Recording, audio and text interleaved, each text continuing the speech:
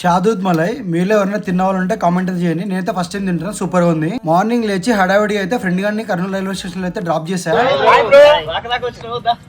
Road పైన వల్ల మన గ్యాంగ్ అయితే సరిగ్గా అయితే కలవట్లేదు. షాప్ పై నేను అరుణన్న కర్నూలులో స్టిచ్చింగ్ షాప్ కి వెళ్ళి డైరెక్ట్ అయితే పిస్తా హౌస్ టీకి అయితే వచ్చాము. ఇక్కడైతే హైదరాబాద్ దమ్ చాయ్ అయితే ఆర్డర్ ఇచ్చాము 2.